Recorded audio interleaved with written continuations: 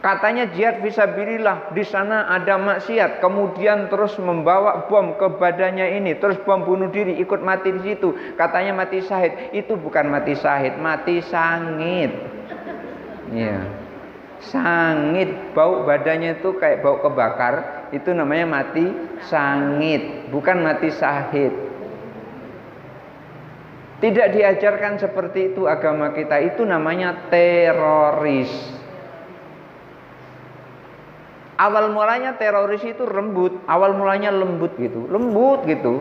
Oh, istilahnya itu nginjak semut gak mati, awal mulanya.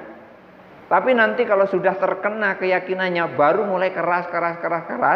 Sudah keras mulai syirik kafir. Orang non muslim, orang musyrik membaca 2 kalimat syahadat bisa jadi muslim. Ini baca 2 kalimat syahadat dikafirkan. Karena apa? Tidak sealiran dengan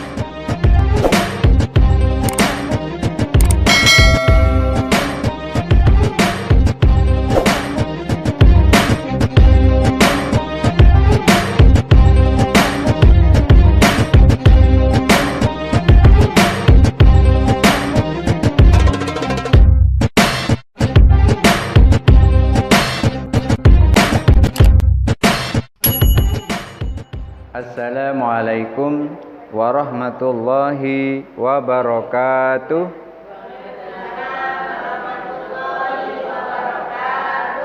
Alhamdulillah, alhamdulillahi nasta'inuhu wa nastaghfiruh wa na'udzu billahi min syururi anfusina wa min sayyiati a'malina. May yahdihillahu fala mudhillalah wa may yudlilhu fala hadiyalah. Asyhadu an la ilaha illallah wahdahu la syarikalah wa asyhadu anna Muhammadan abduhu wa rasuluhu la nabiyya ba'dah. Allahumma salli ala sayyidina Muhammad wa ala ali sayyidina Muhammad. Rabbi shrah li sadri wa yassir li amri wahlul 'uqdatam min lisani yafqahu qawli, amma ba'du. Ibu-ibu pengajian Masjid Syahadatun Najah yang dirahmati Allah, sebentar lagi kita akan bertemu dengan Idul Adha. Entah jatuhnya tanggal 28 atau tanggal 29, hari Rabu atau hari Kamis. Yang jelas kita tunggu keputusan dari pemerintah. Kalau Muhammadiyah sudah menentukan itu hari Rabu tanggal 28, tapi tetap kita tunggu keputusan dari pemerintah, karena kita diperintahkan oleh Allah, atiullaha wa atiur rasul wa ulil amri minkum. Kita diperintahkan oleh Allah untuk taat kepada Allah, taat kepada Rasulullah, dan taat kepada ulil amri. Ulil amri ini artinya pemimpin. Pemimpin kita dalam hal ini adalah Gusmen, Gus Menteri, Gus Yakut. Nanti ketika pemerintah sudah menentukan Idul Adha jatuh tanggal 29, maka kita merayakannya tanggal 29. Jangan pemerintah menentukan Idul Adha jatuh tanggal 29, kita malah merayakannya tanggal 28. Itu enggak sinkron. Apalagi merayakannya malah tanggal 30. Itu kelewatan. Maka ketika kita mendengar pengumuman Idul Adha jatuh tanggal 29 hari Kamis, maka hari Kamis itulah kita melaksanakan sholat Idul Adha. Di dalam sholat Idul Adha itu paginya itu ada disunahkan, ibu. Disunahkan apa? Disunahkan mandi sunnah. Bukan mandi wajib, tapi mandi sunnah. Lalu gimana kalau mandi wajib? Boleh, gak apa-apa.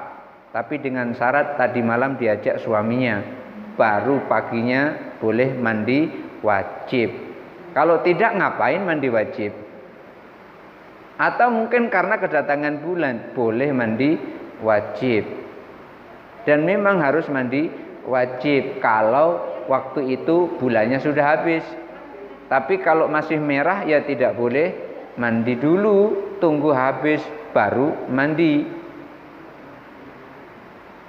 Mandi pagi yang kita lakukan itu adalah ibadah kalau di dalamnya ada niat. Tapi kalau nggak ada niat, yaitu namanya mandi untuk membersihkan dari daki-daki tadi malam saja karena kepanasan, gatal-gatal, banyak daki, pagi-pagi mandi seger. Kalau nggak ada niat itu mandi biasa namanya. Tapi kalau ada niat itu namanya mandi ibadah. Gimana niatnya? Umpamanya nanti pas Idul Adha paginya langsung ngambil handuk, terus ke belakang ke kamar mandi, langsung niat, aku niat mandi sunnah karena menyambut hari raya Idul Adha, untuk sholat hari raya Idul Adha karena Allah Ta'ala. Gampangnya seperti itu, nggak usah pakai bahasa Arab, nanti malah belepotan nggak karu-karuan. Jadi pakai bahasa Indonesia saja, atau pakai bahasa Jerambah Bolong juga boleh. Niat ingsun, nggak apa-apa seperti itu juga. Niat ingsun adus gede, adus apa adus, nah, pokoknya kayak gitulah. Sebisa kita untuk memasang niat itu. Ini sama-sama mandi. Pagi itu ada yang mandi jebar-jebur, jebar-jebur. Yang satu lagi ada juga kedengaran mandi jebar-jebur, jebar-jebur. Tapi bisa jadi kedua-duanya ini mandinya berbeda. Bisa yang satu ini mandi hanya membersihkan badan, bisa saja yang satu ini mandinya ibadah. Yang satu mandinya nggak dapat apa-apa kecuali hanya badan seger.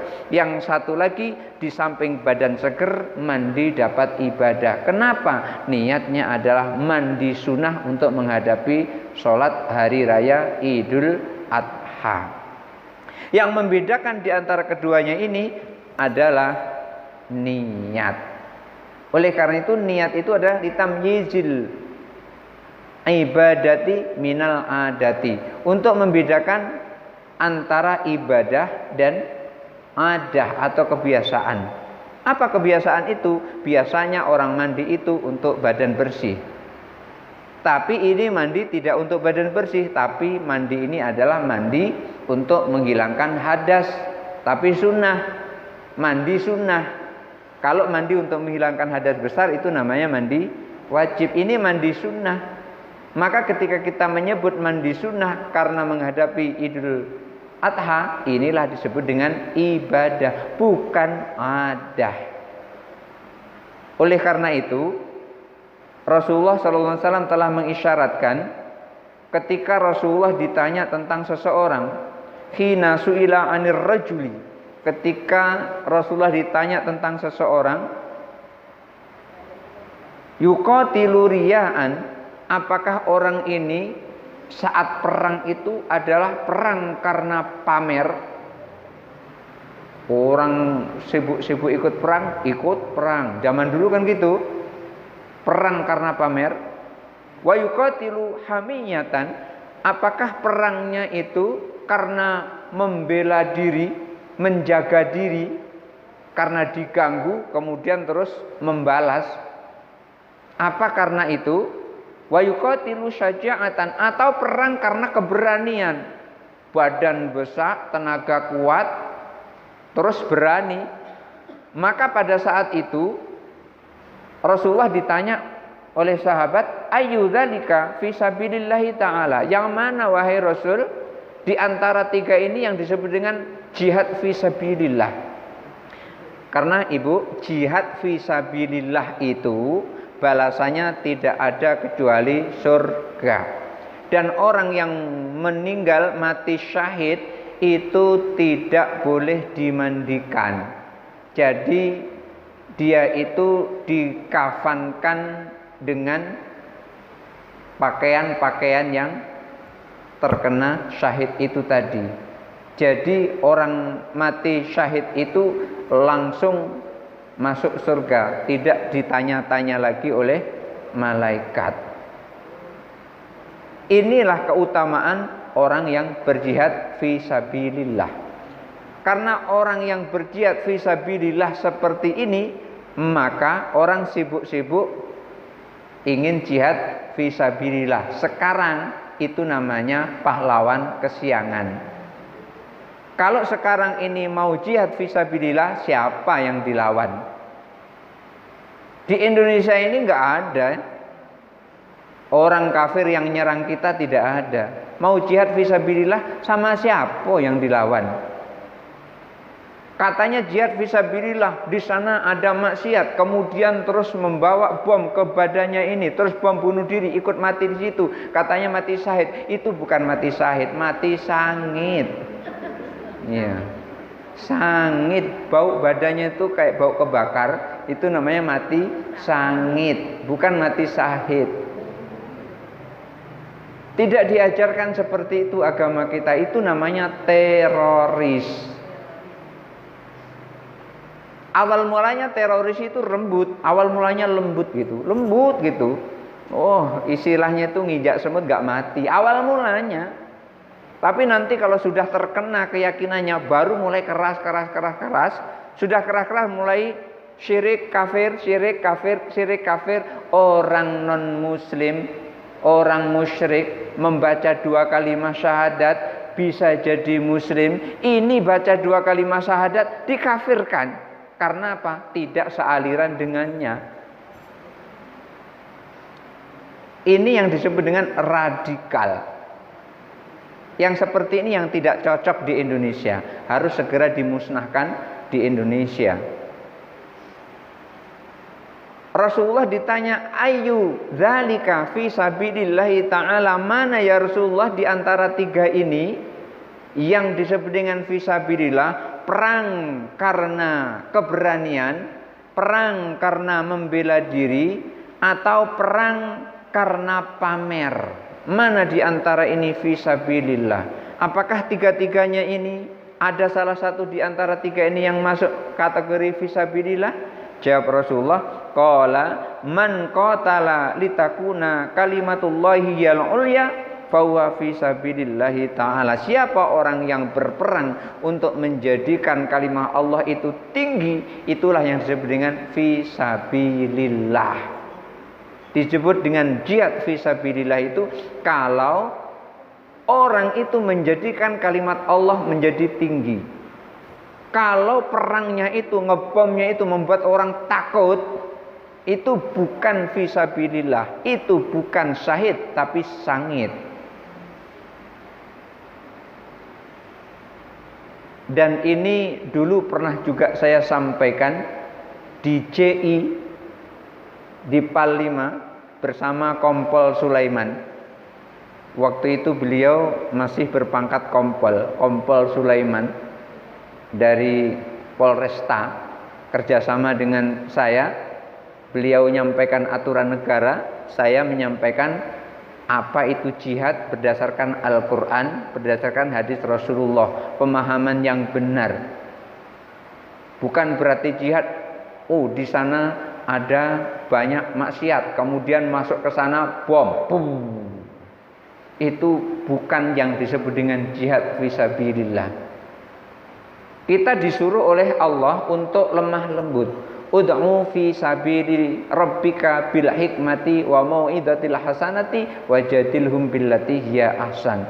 Kita disuruh untuk mengajak orang yang tidak sadar, yang maksiat itu dengan lemah lembut, mau'izatul hasanah, dengan nasihat yang baik. Kalau ternyata dinasihati baik itu tidak mampu, dia malah neretek dia, itu baru wajadilhum billati hiya ahsan, dibantah dengan bantahan yang baik. Yang baik ini maksudnya adalah adu argumentasi supaya apa yang kita sampaikan masuk ke dalam akalnya. Seperti yang dilakukan oleh Gus Miftah, bukan saya walaupun nama saya juga Miftah, ya.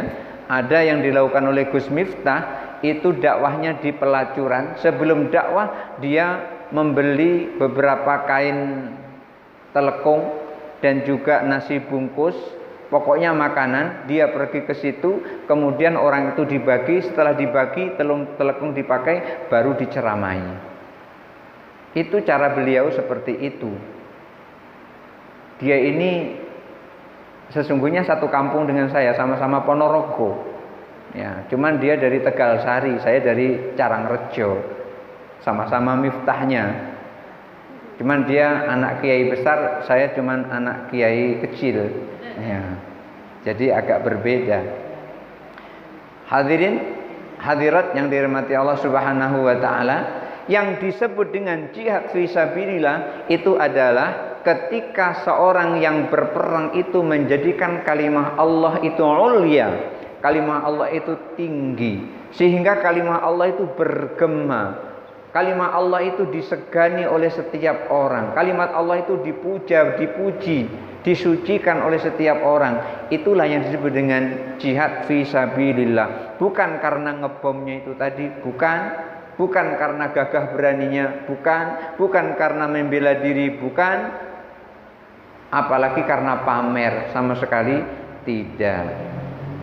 Inilah yang membedakan antara sama-sama perbuatan perang, berantem. Yang satu berantem ada pahalanya, yang satu berantem malah dapat dosa.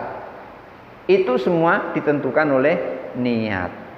Sama-sama mengayunkan senjata, yang satu mengayunkan senjata dapat pahala, yang satu mengayunkan senjata malah justru dapat dosa. Kenapa? Membunuh orang bukan pada tempatnya. Hadirin, hadirat yang dirahmati Allah Subhanahu wa taala, ini Rasulullah sudah mengisyaratkan tentang yang dimaksud dengan niat itu adalah penting ditanamkan pada saat kita mau melakukan sesuatu. Wa mithalusani, dan contoh yang kedua itu tadi kan contoh untuk membedakan antara adah dan ibadah, antara kebiasaan dan ibadah. Sama-sama duduk, satu duduknya ibadah, satu duduknya duduk istirahat. Sama-sama duduk, datang ke masjid, duduk, yang satu diniati nawaitul itikafa lillahi ta'ala, nggak lama kemudian terus nunduk terus nggak balik-balik, nunduk. Yang satu lagi juga begitu, datang ke masjid, duduk, nunduk, nggak balik-balik sampai nggak kelihatan kepalanya di belakang. Ditengok mana kepala orang ini, karena saking dalamnya nunduk tadi. Sama-sama kedua-duanya nunduk dan sama-sama nggak balik, kedua-duanya nunduknya tadi itu, yang satu dapat pahala, yang satu tidak dapat pahala. Kenapa? Yang satu dia nunduk karena ibadah, yang satu duduk karena istirahat. Nunduk istirahat, yang satu nunduk ibadah, yang satu. Maka satu dapat pahala, yang satu tidak dapat pahala. Maka ibu sebetulnya gampang sekali, duduk di sini diniati adalah ibadah thalabul ilmi, menuntut ilmu Allah, sama-sama duduk bismillahirrahmanirrahim, maka duduknya akan jadi duduk ibadah. Tapi kalau tidak, ya sudah, duduk gitu saja, hilang capek. Kalau ada makanan, ya nanti makan, cuman hilang lapar, itu aja. Tapi kalau duduknya ibadah, sudahlah, duduk dapat ibadah, dapat minuman lagi. Disitulah kelebihannya. Di samping duduk dapat pahala. Dan yang kedua, wawal mumayyizu rutabil ibadati. Niat itu dipasang untuk membedakan tingkatan ibadah. Tingkatan ibadah itu seperti apa? Ada ibadah tingkatannya sunnah, ada ibadah tingkatannya wajib. Apa ibadah tingkatannya sunnah? Sholat tahiyatul masjid hukumnya sunnah, sholat asar hukumnya wajib. Sama-sama sholat 4 rakaat, sebelum sholat asar 4 rakaat, tapi niatnya adalah sunnah. 2 rakaat salam, ya, Udah tuh 2 rakaat lagi, salam lagi, kan 4 rakaat. 4 tuh begini. Ya, 4 rakaat kan? Tapi itu sunnah. Karena apa? Niatnya adalah usolli sunnatan qobliyatal asri rakaataini mustaqbilal kiblati adaan lillahi ta'ala. Ketika kita nyebut lillahi ta'ala itu artinya menjalankan perintah Allah. Itulah yang disebut dengan ikhlas. Kalau li ketua pengajian itu enggak ikhlas namanya. Maka nanti pahalanya minta sama ketua pengajian. Tapi kalau lillahi ta'ala pahalanya minta kepada Allah ta'ala. Nanti akan Allah siapkan pahalanya. Tapi kalau li ketua pengajian, ya ketua pengajian harus menyiapkan pahalanya. Paling pahalanya 1 kotak. Niat untuk membedakan antara tingkatan ibadah sunnah dan tingkatan ibadah wajib. Sama-sama 4 rakaat, yang satu sunnah, yang satu wajib. Yang membedakan di antara keduanya adalah niat. Faman shalla 4 raka'atin, barang siapa sholat 4 rakaat, qad yuqsadu iqaha an sholati dzuhri. Kadang-kadang orang sholat 4 rakaat tadi adalah melakukan sholat zuhur. Berarti ini adalah wajib. Jadi tingkatan ibadahnya adalah tingkatan ibadah wajib. Waqad yuqsadu iqa'uha anis sunani. Kadang-kadang dia melaksanakan 4 rakaat ini adalah sholat sunnah qobliyah zuhur. Sama-sama 4 rakaat, 1 sunnah, 1 wajib. Apa yang membedakan ini adalah niat. Ketika dia nyebut usolli sunnatan qobliyata dzuhri rak'ataini mustaqbilal kiblati adaan lillahi ta'ala Allahu akbar, berarti sholatnya adalah tingkatan sholat sunnah. Tetapi ketika kita sholat zuhur, usolli fardhu dzuhri 4 raka'atin mustaqbilal kiblati adaan lillahi ta'ala Allahu akbar, berarti sholat yang kita lakukan adalah sholat wajib. Sama-sama takbiratul ihramnya, sama-sama 4 rakaatnya, yang satu sunnah, yang satu wajib. Yang membedakan adalah niat. Jadi penting sekali niat itu, Ibu.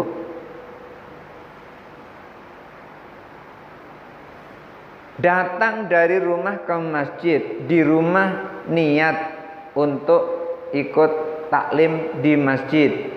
Sampai di masjid duduk, maka sama-sama datangnya bisa jadi ada 2 perbedaan. Yang satu ibadah, yang satu adah.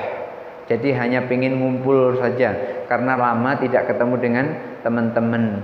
Kumpul gitu, bisa ngobrol-ngobrol, bisa cerita-cerita berapa harganya bawang sekarang, berapa harga cabai. Oh, cabai harganya 24.000 sekilo. Loh, kok Ustaz tahu, barusan beli. Ya. Karena dipesan sama orang rumah, ya nanti balik khutbah kalau ketemu cabai, yalah insyaallah. Ternyata ketemu cabai, cuman ada 3 tempat cabai itu. Harganya berapa? Ternyata harganya 24.000. Pas begitu mau pulang, di situ ada 22.000. Yang dekat ke arah rumah malah 22.000. Yang agak jauh dekat pasar malah 24.000. Ya sudah, kadung kebeli. Biasanya kalau ibu-ibu kan 50 rupiah aja kan dipertahankan biasanya. Kalau saya ya sudahlah, udah kadung, apa boleh buat.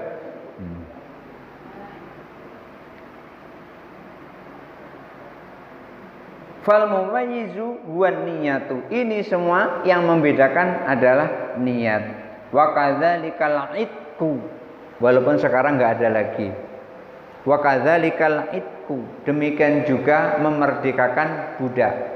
Ketika seseorang mengeluarkan duit untuk memerdekakan budak, bisa jadi qad yuqsadu bihil kafarah.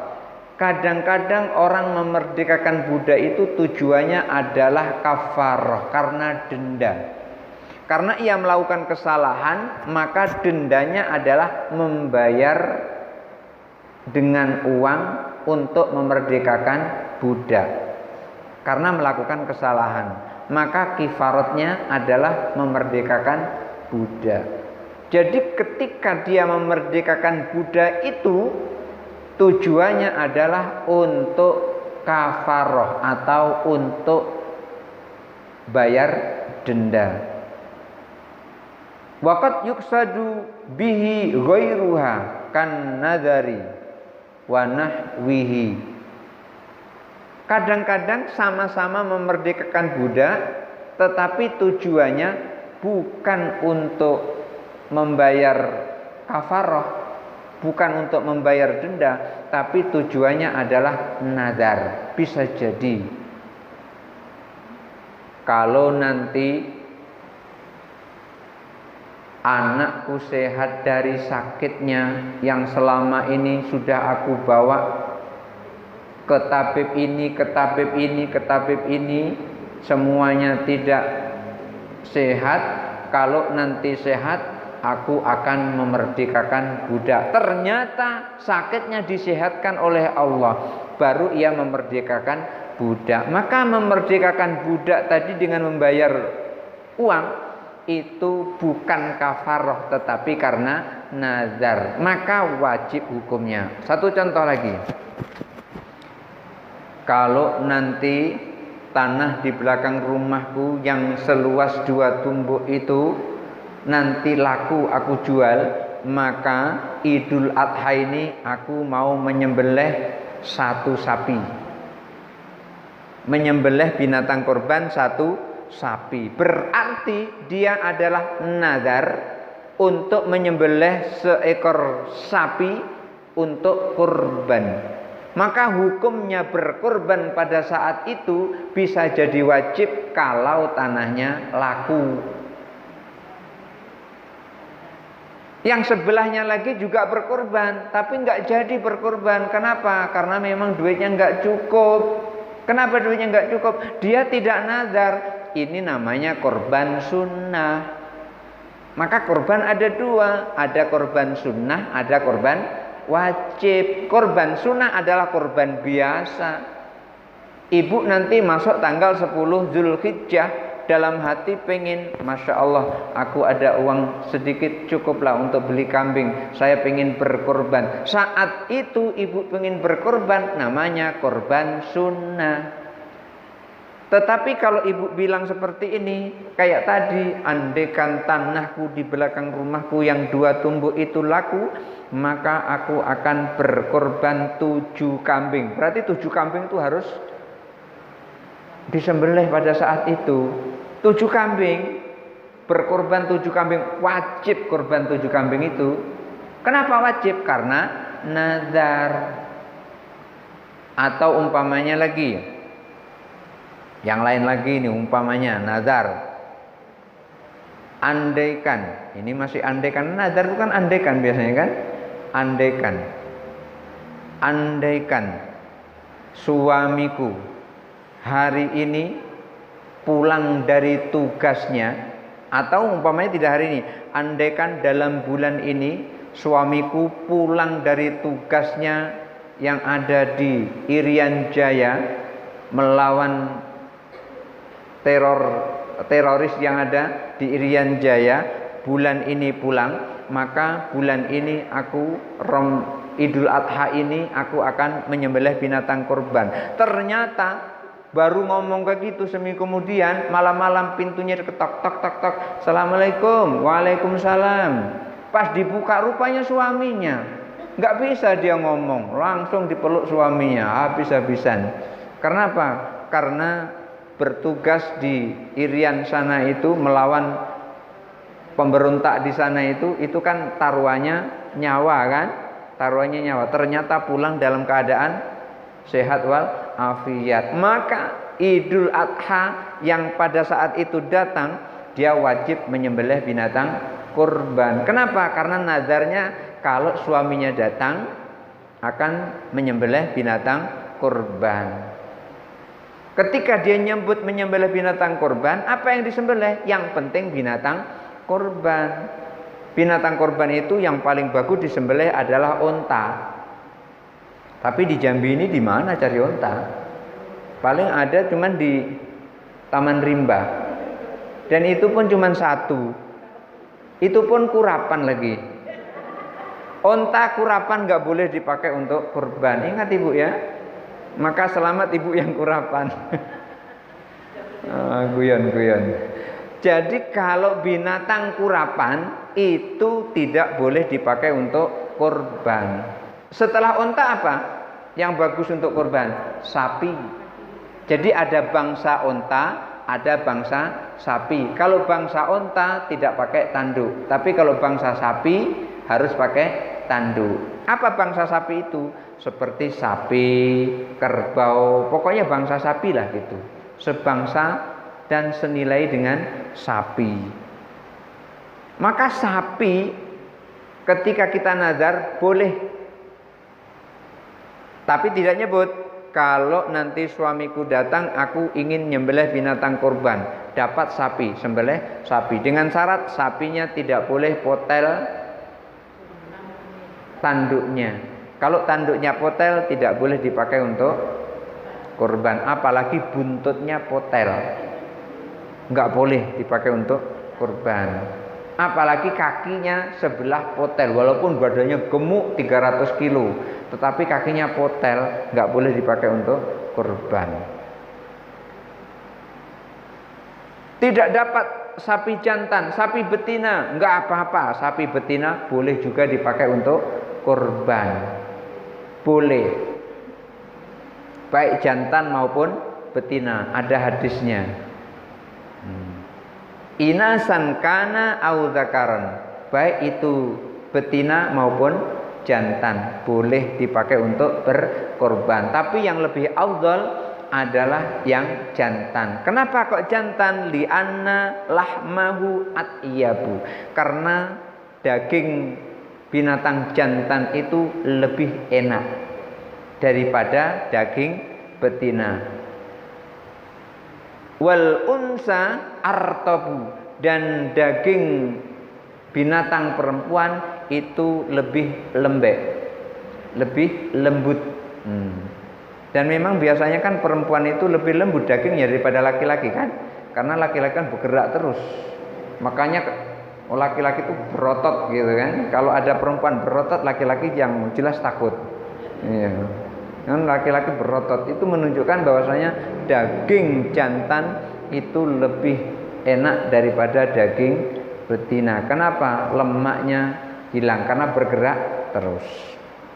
Itu disebutkan dalam penjelasan kitab seperti itu. Saya cuma menyampaikan saja. Kalau tidak ketemu sapi, ya bangsa kambing. Bangsa kambing itu apa? Seperti domba, biri-biri itu bangsa kambing. Tapi ingat, kesemuanya itu boleh digunakan untuk berkorban kalau itu adalah binatang ternak. Itu syarat utama, itu binatang ternak.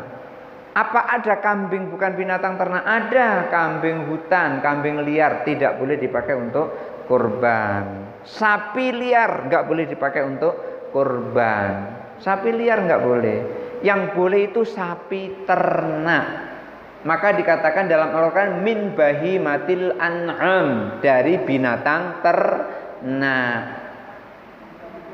Bukan sekedar ini onta boleh pakai kurban, ini sapi boleh pakai kurban, ini kambing boleh pakai kurban. Tengok dulu kambingnya kambing piaraan apa bukan. Kalau kambing yang sudah di tangan orang itu namanya kambing piaraan. Kalau kambing masih lepas di hutan, diburu dulu baru dapat, itu nggak boleh dipakai untuk kurban. Atau kambing itu ditangkap oleh orang terus dijual ke belante. Ibu tahu belante? Belante itu orang yang kerjanya jual beli binatang. Belante namanya. Belante sapi atau belante kambing. Sama belante dia sebutkan ini adalah kambing liar. Kemarin ada yang nangkap, kemudian saya beli. Kalau Bapak mau beli, silakan untuk berkorban. Tidak boleh dipakai untuk korban karena aslinya dia adalah binatang liar, bukan binatang piaraan. Sapi juga begitu. Tidak boleh dipakai untuk berkorban kalau itu bukan binatang piaraan. Maka kuncinya adalah min bahimatil an'am, dari binatang ternak, dari jenis binatang ternak. Kalau bukan binatang ternak tidak bisa dipakai untuk berkorban. Jadi seperti itu, semuanya itu tadi antara yang satu dengan yang lain sama-sama berkorban. Bisa jadi yang satu adalah wajib, yang satu adalah sunnah. Apa yang membedakan itu? Niat. Yang satu hanya niat pengen berkorban, yang satu karena nazar. Yang niat pengen berkorban, maka sunnah hukumnya korban. Dan pada saat ada niat untuk berkorban tanggal 10 Zulhijjah, itu jangan potong rambut, jangan potong kuku. Ingat tanggal 10 Zulhijjah. Kenapa? Itu disunahkan menahan diri dari motong rambut sendiri dan motong kuku sendiri. Tapi bukan haram kalau kita memotongnya. Menahannya itu adalah sunnah. Sunnah itu apa? Dikerjakan berpahala, ditinggalkan tidak apa-apa. Jadi kalau nggak tahan kukunya panjang, potong saja, nggak apa-apa. Asal jangan kuku orang saja. Kuku sendiri nggak apa-apa. Udah nggak tahan, udah panjang nih. Kakek jangan-jangan waktu mau mijiti suami malah melukai kuku ini ke punggungnya suami. Akhirnya dipotong pada tanggal 10 Zulhijjah. Kapan tanggal 10 Zulhijjah itu? Mulai maghrib datang pada saat tanggal 9 siangnya, maka itu sudah masuk tanggal 10 Zulhijjah. Saat itu jangan potong rambut, jangan potong kuku. Potong rambut, potong kuku itu hukumnya bukan haram, tapi hukumnya adalah makruh, dikerjakan tidak apa-apa, ditinggalkan mendapat pahala. Menahan itu bukan wajib, tapi sunnah, dikerjakan mendapat pahala, ditinggalkan tidak apa-apa. Jadi nggak usah khawatir dan nggak usah dimasalahkan. Oh kemarin waktu mau kurban kemarin aku potong kuku pagi-pagi itu. Ya sudah nggak apa-apa, nggak berdosa, tidak berdosa. Cuman nggak dapat pahala dari menahan potong kuku, potong rambut itu. Yang membedakan semuanya itu adalah niat. Jadi niat ini adalah penting untuk melakukan ibadah kita. Fal mumayyizu huwan niyatu. Yang membedakan antara ini korban sunnah dan ini korban nazar adalah niat. Masih ada waktu? Masih. Baik, kita teruskan.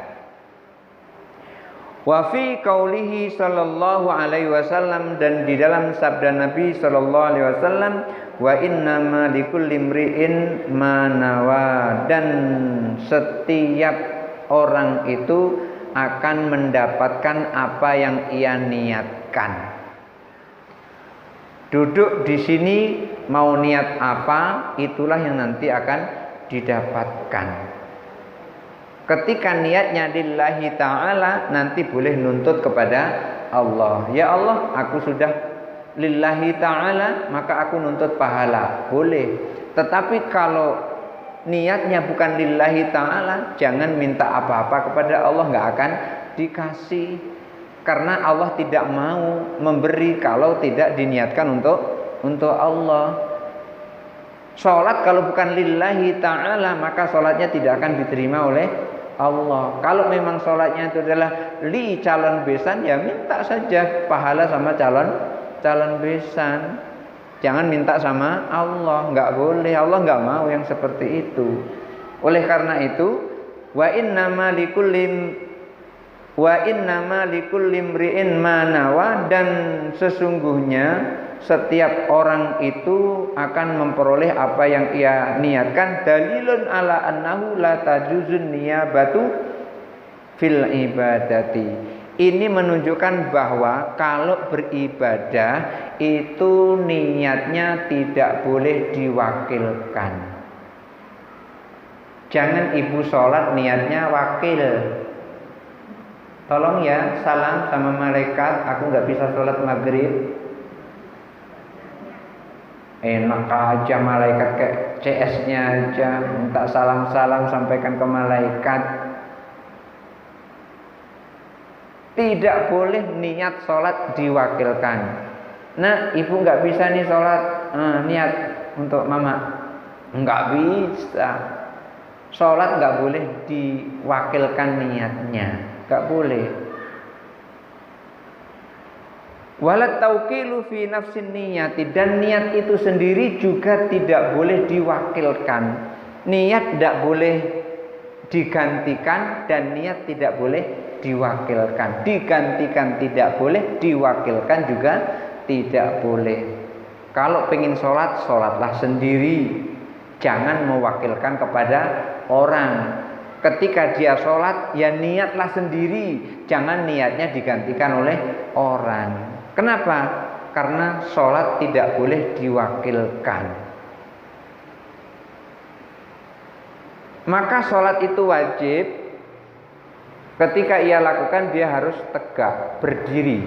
Maka syarat sholat, sebelum sholat dia harus berdiri. Bagaimana kalau nggak bisa berdiri? Duduk. Nah, itu keringanannya seperti itu.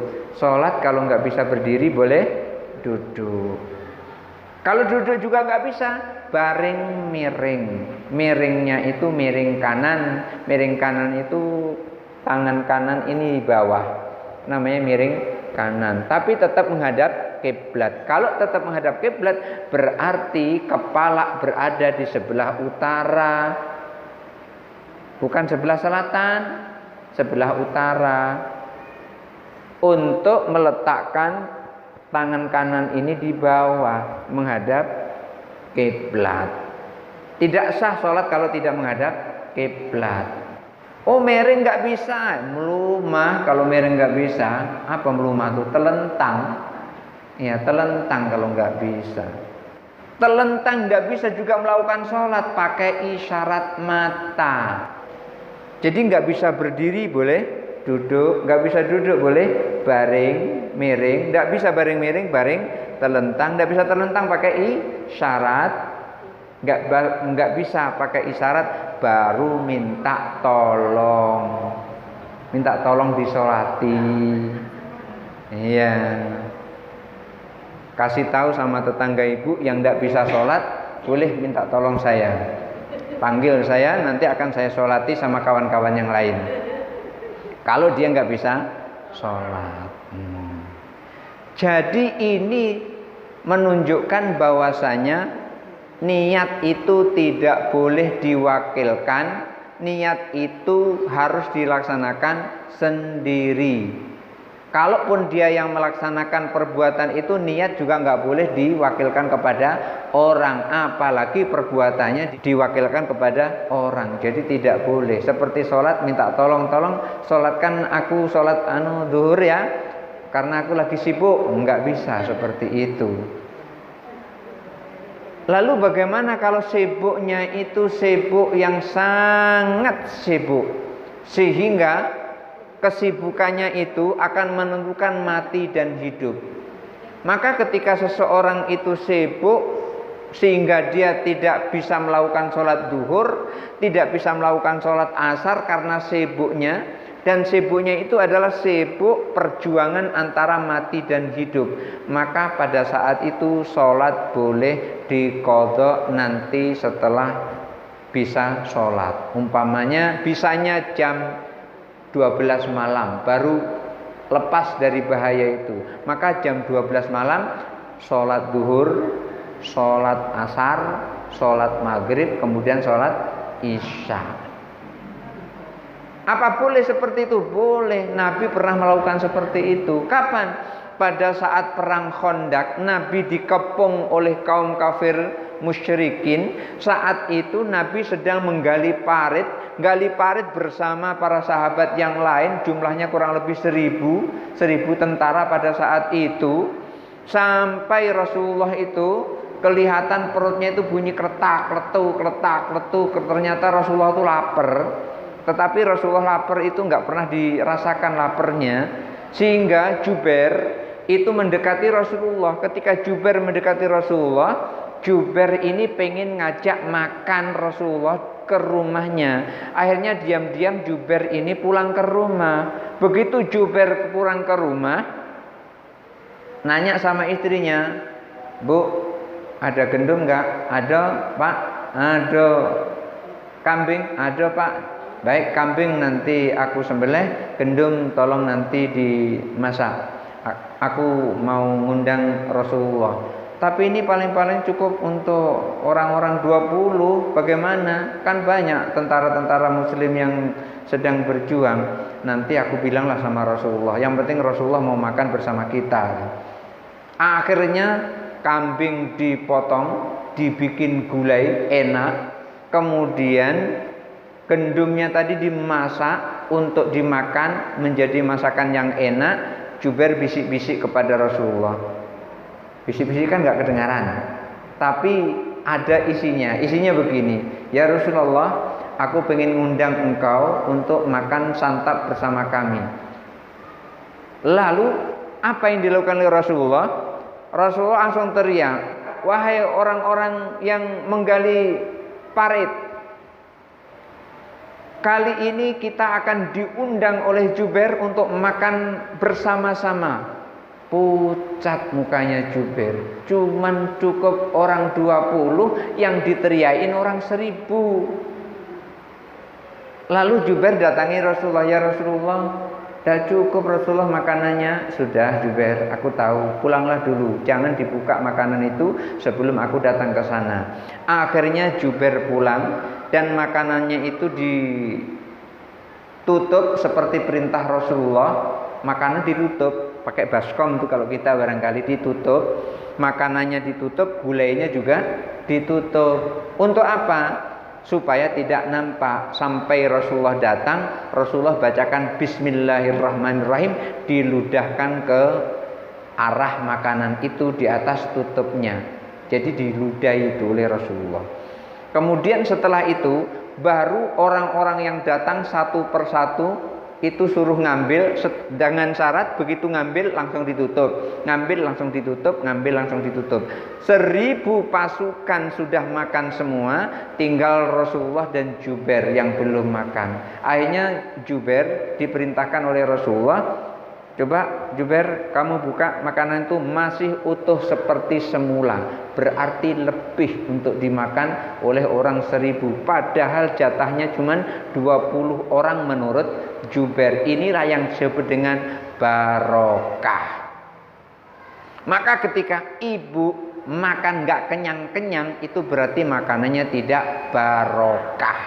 Tapi kalau makan Bismillahirrahmanirrahim langsung kenyang, itu namanya makanannya barokah. Mudah-mudahan kita semua mendapat berkah. Amin Allahumma amin. Sudah kita sholat asar. Ada yang mau nanya?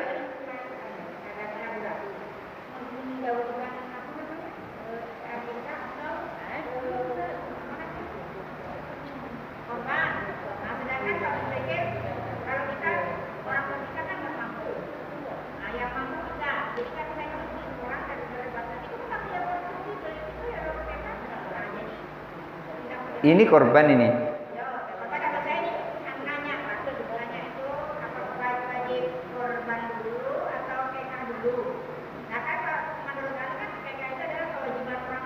Iya.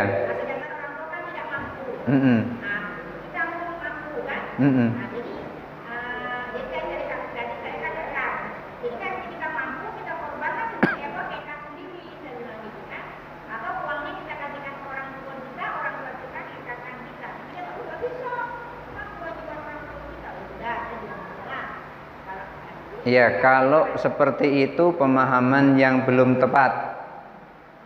Kita tidak boleh memikirkan kekah untuk diri kita, karena kekah bukan kewajiban kita. Jadi sekarang ini aku punya duit untuk kekah saya atau untuk korban saya? Jawabannya adalah untuk korban saya, bukan untuk kekah, karena kita nggak ada kewajiban kekah. Lalu bagaimana kalau saya punya anak kecil baru berumur 7 hari? Ini cuman ada 1 kambing, kekah dulu. Kalau memang kita punya anak tanggungan untuk kekah, kekah dulu. Tapi kalau untuk kita nggak boleh mikiri kekah, karena kekah bukan kewajiban kita. Jangan tugas orang lain kita yang pikiri, tugas kita saja yang kita pikiri. Kalau untuk kekah itu adalah kekah untuk anak kita, memang itu adalah kewajiban kita. Anak kita umur 7 hari, 7 hari itu harus kekah. Ada kambing 2, maka kambing itulah kita pakai untuk kekah, tidak kurban, tidak apa-apa. Tetapi kalau kita tidak punya anak, hanya untuk diri kita, kekah dulu atau korban dulu, maka jawabannya adalah korban dulu, karena kekah bukan urusan kita. Kekah itu adalah urusan orang tua. Jadi jangan ada yang mengkekahi dirinya sendiri, itu tidak wajib. Tidak wajib. Sunnah pun juga tidak. Kenapa? Karena sunnahnya kekah itu adalah saat umur 7 hari. Kalau tidak 7 hari, 14 hari. Kalau tidak 14 hari, 21 hari. Selebihnya dari situ tidak dimuakatkan lagi, tidak wajib lagi. Artinya tidak sunnah muakat lagi, hanya sunnah biasa saja. Oleh karena itu tidak usah diadu antara kekah dengan korban. Pengen korban, korban saja, nggak usah mikirin kekah. Kekah adalah urusan orang tua kita. Jadi seperti itu.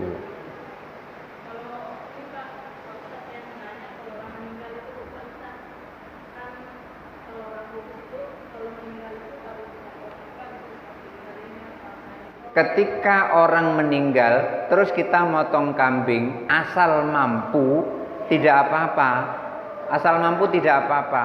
Dan itu disunnahkan. Kenapa? Karena kita sedekah atas nama orang yang meninggal, maka pahalanya nanti masuk kepada orang yang meninggal itu, pahala sedekahnya. Jadi itu adalah kambing yang dia miliki, kemudian dimakan oleh orang banyak, saat itulah dia dapat pahalanya dari Allah Subhanahu wa ta'ala. Jadi itu yang disebut dengan mengirimkan hadiah pahala, seperti yang dilakukan oleh Ubadah. Ketika Ubadah itu bertanya kepada Rasulullah, "Ya Rasulullah, kalau aku bersedekah dengan buah kurma satu kebun ini, kira-kira dapat pahala enggak?" Dijawab oleh Rasulullah, "Na'am." Pahalanya sampai kepada ibunya yang telah meninggal. Jadi artinya ada pahalanya. Itu yang dilakukan oleh Ubadah ketika tanya kepada Rasulullah, apakah ada pahala untuk ibunya. Ketika ia niatkan untuk ibunya, buah kurma 1 kebun itu ketika disedekahkan, dijawab oleh Rasulullah, "Na'am." Itu ada diriwayatkan di dalam kitab Sahih Bukhari. Barangkali itu saja dulu ya. Nanti kalau ada yang mau tanya pada pertemuan berikutnya lagi. Hadanallahu wa iyyakum ajmain wallahul muwaffiq ila aqwamit thoriq. Wassalamualaikum warahmatullahi wabarakatuh.